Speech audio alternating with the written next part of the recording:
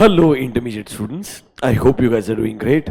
This short guidance video is for all the students who are preparing for May 25 exams.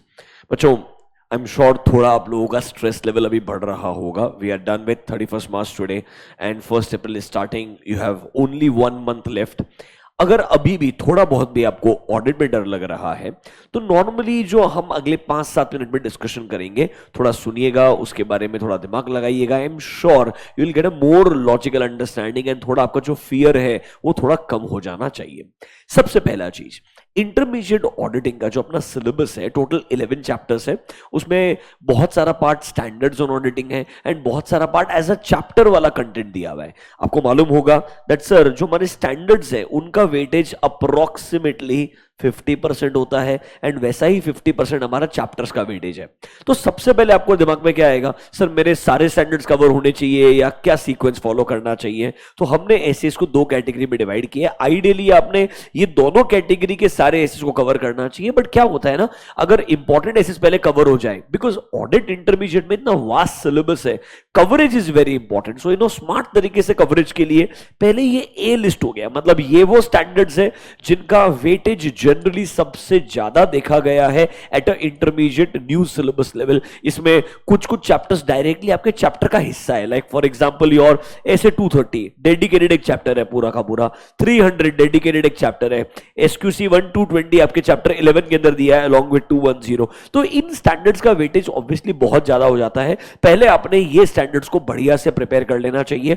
इसमें कोई shortcut मत लगाओ. ये standard से रिलेटेड नोटबुक में जितना कंटेंट आपको हैंड रिटन नोट्स में दिया है, ऐसे मॉड्यूल में जितना पार्ट दिया है, पूरा बढ़िया से पढ़ लीजिए. आप इन स्टैंडर्ड्स में कुछ भी स्किप मत कीजिए. फिर आते हैं आपके बी कैटेगरी के एसेस.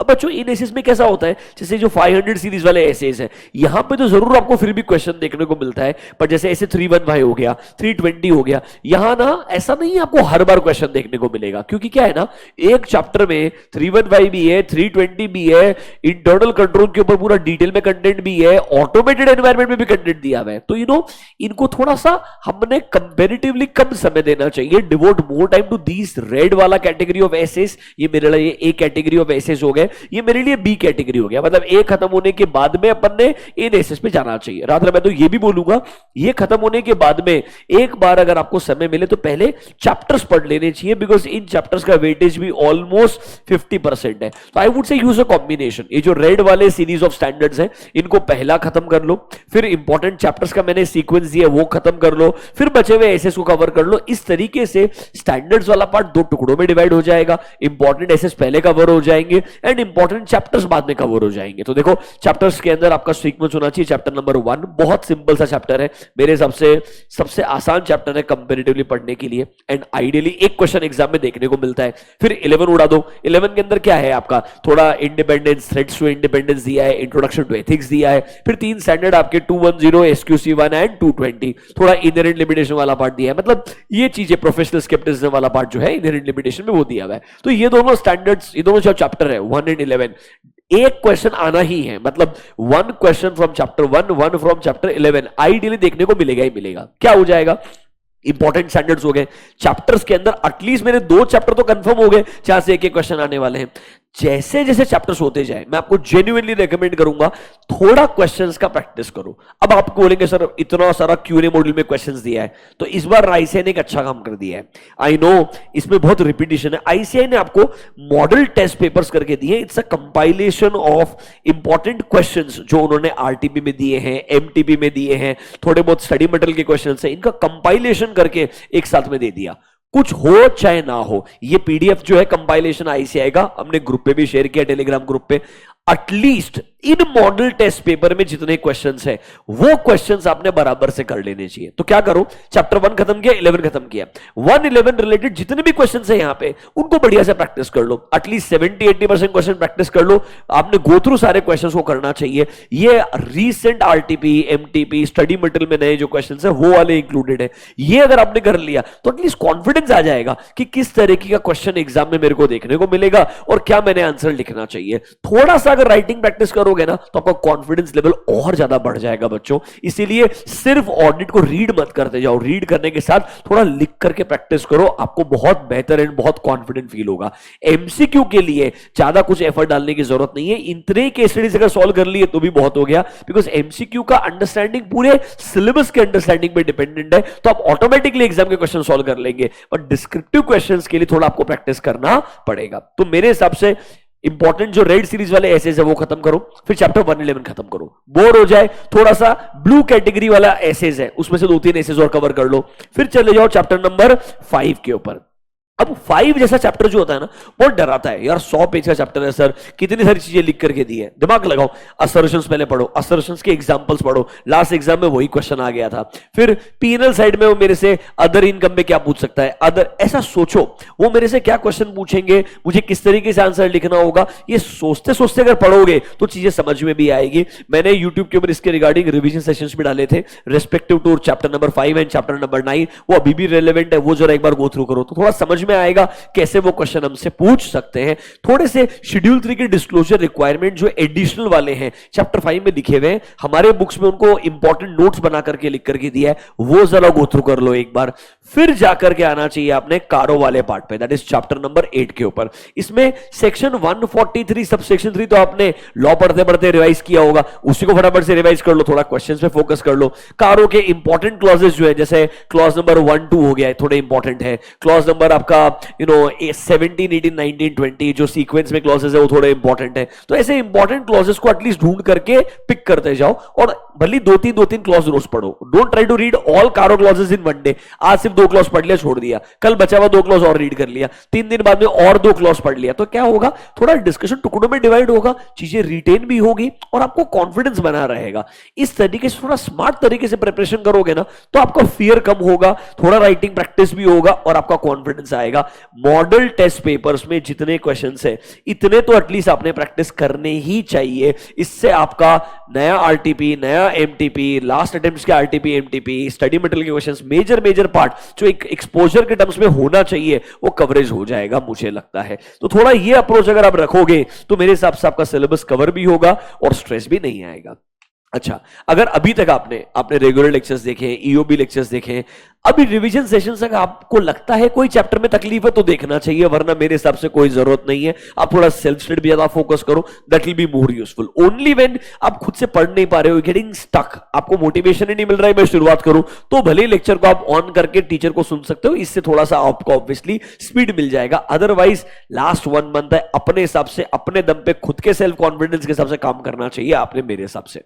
अच्छा, अब क्या बुक्स रेफर करना चाहिए? एज ऑफ नाउ जो बुक्स रेफर करते आए हो, लेट्स से आपने अपने मॉड्यूल्स में से मॉड्यूल 1 जो ऐसे वाला मॉड्यूल है उससे पढ़ाई किया है, तो सिंपल है, क्लास नोट्स उठाओ, ऐसे मॉड्यूल उठाओ, खत्म कर दो, कोई फर्क नहीं पड़ता। सर नहीं सर, मैंने ना क्लास नोट्स ही पढ़े, ऐसे मॉड्यूल पढ़ाई नहीं है, तो ठीक है, अब लास्ट मोमेंट में ऐसे मॉड्यूल पढ़ने जाओगे तो मुश्किल लगेगा। क्लास नोट्स उठाओ, हमारा समरी बुक था वहां से ऐसे कवर कर लो, कोई दिक्कत नहीं है, वो कॉम्बिनेशन भी चलेगा। Don't try to use new things, अगर ऑलरेडी जो कवर कर लिया है उसी को कंटिन्यू करते जाओ। सिर्फ क्लास नोट्स पढ़ा है, अभी तक ज्यादा समय डिवोट नहीं किया है, अब आपका कम समय है, तो एटलीस्ट आपने समरी बुक को रेफर करके उतना पार्ट तो कवर करने का ट्राई करना चाहिए। इस तरीके से आपका प्रिपरेशन मेरे हिसाब से बहुत लॉजिकल हो जाएगा। दिस इज एन ओवरव्यू, कौन से बुक्स आप रेफर कर सकते हो। फिर sir, should I prefer revision videos and all? I told you clearly, ये टाइम आइडियली खुद से पढ़ो तो बेस्ट है, that is the best way you can get the good ROI part. खुद को पता है कितना पढ़ना है, क्या क्वेश्चन आएगा, ये प्रैक्टिस करना है एग्जाम के अंदर, उसका आरओआई सबसे जबरदस्त है। आज रिवीजन सेशन उसने देखना चाहिए जिसके पास में कॉन्फिडेंस नहीं है खुद से पढ़ाई करने का, only then it makes sense आप रिवीजन लेक्चर चलाओ और सुन करके आगे बढ़ते जाओ। Otherwise self study is the best situation right now. फिर sir, should I practice? I am telling you, MCQ कम प्रैक्टिस करो, जो डिस्क्रिप्टिव क्वेश्चंस है मॉडल टेस्ट पेपर के एटलीस्ट सारे के सारे क्वेश्चंस प्रैक्टिस कर डालो। एमसीक्यू जब आपका पूरा सिलेबस ऐसा लगे ना ऑलमोस्ट खत्म होने को आ गया, क्योंकि क्या होता है एमसीक्यू में ना कोई चैप्टर 3 वाला पार्ट भी आएगा, 5 वाला पार्ट भी आएगा, 11 वाला पार्ट भी आएगा, ऐसा मिक्सचर मिलेगा। सिर्फ 3 के बाद एमसीक्यू कर लूं, ये एमसीक्यू नहीं बनता है, तो इसलिए एमसीक्यू सबसे लास्ट के लिए छोड़ो कि पूरा सिलेबस हो जाने दो। फिर गिने चुने कुछ, अगर मेरे हिसाब से 10-12 केस स्टडीज भी सॉल्व कर लिए तो भी आपको अच्छा एक्सपीरियंस मिल जाएगा कि क्वेश्चन कैसा आने वाला है। फिर सर, इसके अलावा हम आपको जो आईसीआई का मॉडल टेस्ट पेपर है उसका पीडीएफ टेलीग्राम ग्रुप पे ऑलरेडी शेयर कर चुके हैं, वो आप रेफर कर लीजिए। आई थिंक बाय टुमारो एक test paper, suggested test paper, although आपके पास आईसीआई के इतने मॉडल टेस्ट पेपर्स है और अब आपको टेस्ट सीरीज के पेपर की जरूरत तो है नहीं, आइडियली उतने सॉल्व कर ली तो भी बहुत है। फिर भी कुछ बच्चों को लगता है ना नहीं मेरे को एक अलग टेस्ट सीरीज का पेपर चाहिए, तो हम आपको एक टेस्ट पेपर और शेयर करेंगे 100 मार्क का पूरा। मोस्टली ये कल या परसों तक आपको अपलोड कर दिया जाएगा टेलीग्राम ग्रुप के ऊपर, वो आप टेस्ट कर सकते हो। पर मैं ऑनेस्टली बोलूंगा आईसीआई का मॉडल टेस्ट पेपर के जितने क्वेश्चन है ना, प्रैक्टिस भी करना ना, उनका टेस्ट पेपर एक उठाओ, प्रैक्टिस कर लो। That is the best way right now. ICI ने आपके लिए खुद बना करके वो दिया हुआ है एंड मेजोरिटी पेपर जो है उसके हिसाब से बनने चाहिए आइडियली, ठीक है। इसके अलावा आपको ऑलरेडी पता है अप्रैल के लास्ट वीक के अंदर, that is 5-7 days before your exam, एक लिस्ट ऑफ इंपॉर्टेंट टॉपिक का पीडीएफ आपको टेलीग्राम चैनल पे मिलेगा मेरे, जहां पे ऑब्वियसली उस attempt specific chapter by chapter मुझे जो इंपॉर्टेंट एरियाज लगते हैं उसका लिस्ट बना करके दिया जाएगा। That is a promise. वो ऑब्वियसली एग्जाम के एक हफ्ते पहले ही मिलेगा, उसके पहले नहीं मिलेगा, बिकॉज मैं चाहता हूं वो आप सिंसियरली एग्जाम के एक दिन पहले ही रेफर करें, उसके अलावा अभी रेफर ना करें। अभी भी समय है, जो चीजें स्किप हो गई है उन्हें कवर करने का ट्राई करें। सिर्फ शॉर्टकट लगाना is not a good strategy according to me. वापस से एक दिमाग में स्ट्रेस आएगा बार बार सर मुझे याद रहेगा या नहीं रहेगा। बेटा एक चीज समझो, आज क्या हो रहा है, हो सकता है आप 2 सब्जेक्ट 3 सब्जेक्ट साथ में पढ़ रहे हो सकता है आपने ऑडिट का कोई एक चैप्टर 5 दिन पहले पढ़ा होगा, अब सडनली उसका क्वेश्चन याद करने का ट्राई करोगे। You are human being, understand this.